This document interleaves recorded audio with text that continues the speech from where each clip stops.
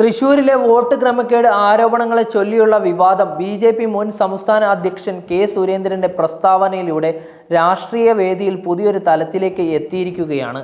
കഴിഞ്ഞ ലോക്സഭാ തിരഞ്ഞെടുപ്പിൽ സ്ഥാനാർത്ഥിയായ സുരേഷ് ഗോപി വൻ ഭൂരിപക്ഷത്തോടുകൂടി വിജയിച്ചതിന് പിന്നാലെ എതിരാളികൾ വലിയ തോതിൽ വ്യാജ വോട്ടുകൾ ചേർത്തുവെന്ന ആരോപണമാണ് ഉയർത്തിയത്. CPM-ഉം കോൺഗ്രസും പൊതുവേദികളിലും സോഷ്യൽ മീഡിയയിലും ഈ വിഷയം ശക്തമായി ഉന്നയിച്ചു. വോട്ട് ക്രമക്കേട് ആരോപണങ്ങളെ തള്ളിക്കളയുന്നതിനോടൊപ്പം തൻ്റെ പാർട്ടിയെ പ്രതിരോധത്തിലാക്കുന്ന രീതിയിലായിരുന്നു കെ. സുരേന്ദ്രൻ്റെ പ്രതികരണം. 60,000 കള്ള വോട്ടുകൾ ഞങ്ങൾ ചേർത്തുവെങ്കിൽ നിങ്ങൾ അന്ന് എന്ത് നോക്കിയിരിക്കുകയായിരുന്നു എന്നായിരുന്നു സുരേന്ദ്രൻ്റെ പ്രതികരണം. ഇത്രയും വലിയ ക്രമക്കേടുണ്ടായിട്ടും തടയാൻ കഴിഞ്ഞില്ലെങ്കിൽ തൂങ്ങിച്ചാവുന്നതാണ് നല്ലത് എന്നായിരുന്നു അദ്ദേഹത്തിൻ്റെ വെല്ലുവിളി. വിഷയം സംബന്ധിച്ച് സുരേഷ് ഗോപി വ്യക്തിപരമായ മറുപടി പറയേണ്ടി വരുന്ന കാര്യമില്ലെന്നും പാർട്ടിയാണ് അതിന് ഉത്തരവാദിയെന്നും സുരേന്ദ്രൻ വ്യക്തമാക്കി. സുരേന്ദ്രന്റെ പ്രസ്താവന അദ്ദേഹത്തിന്റെ തന്നെ രാഷ്ട്രീയ ചരിത്രത്തിൽ ഓർമ്മപ്പെടുത്തുകയാണ്.